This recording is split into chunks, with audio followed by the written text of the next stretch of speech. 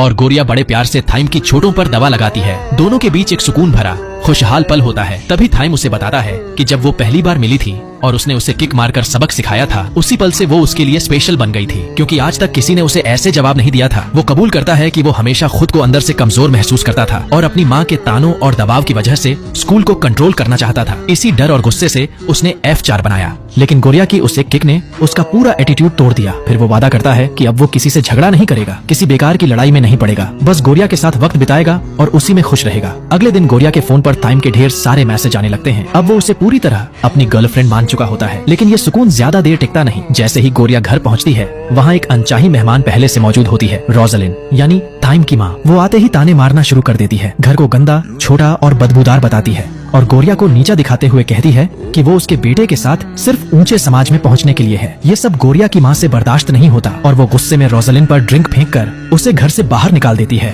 लेकिन जाते जाते रोजलिन एक बात साफ कह देती है, चाहे जितनी कोशिश कर लो गोरिया, तुम कभी मेरे बेटे के लायक नहीं बन सकती। इस झगड़े के बाद गोरिया के पिता उदास चेहरे के साथ घर लौटते हैं और बताते हैं कि उनकी ऑफिस बंद हो चुकी है। अब शहर में रहने के लिए उनके पास कुछ भी नहीं बचा। मजबूरी में वो गाँव लौटकर बागवानी का काम शुरू करने का फैसला करते हैं। ये सुनकर गोरिया पूरी तरह टूट जाती है, लेकिन चाहकर भी कुछ नहीं कर पाती। उसके पेरेंट्स गांव चले जाते हैं और गोरिया यहीं रहकर पार्ट टाइम काम पर पूरा फोकस करने लगती है। उधर F4 के बाकी लड़के रैन के यॉट पर अपनी दोस्ती के पैच अप का जश्न मना रहे होते हैं। सब खुश होते हैं, लेकिन थाइम के चेहरे पर वो खुशी नहीं होती। उसका पूरा ध्यान बस गोरिया पर रहता है और वो समझ नहीं पाता कि वो उसके मैसेज का जवाब क्यों नहीं दे रही। कुछ दिन बाद थाइम उसे हर जगह ढूंढना शुरू कर देता है, कॉलेज में, उसके घर पर और यहाँ तक कि कैनिंग की फूलों की दुकान में भी वो उसके लिए एक चिट्ठी छोड़ देता है। लेकिन उस वक्त गोरिया पैसों के लिए काम में जुटी होती है और जानबूझकर थाइम से दूरी बनाए रखने की कोशिश कर रही होती है। वो अंदर से पूरी तरह टूटी और थकी हुई होती है और उसे पता ही नहीं चलता कि वो चिट्ठी गलती से जमीन पर गिर जाती है। दूसरी तरफ कैनिंग आखिरकार केविन को सब कुछ बता देती है। रोजलिन की धमकियां, गोरिया के घर की बिगड़ती आर्थिक हालत और उनके शहर छोड़ने का फैसला, ये सब सुनकर केविन पूरी तरह शॉक्ड रह जाता है। उसे इस बारे में जरा भी अंदाजा नहीं होता, लेकिन उसके मन में एक गहरी शंका जरूर पैदा हो जाती है कि कहीं गोरिया के पिता की नौकरी रोजलिन की वजह से तो नहीं गई।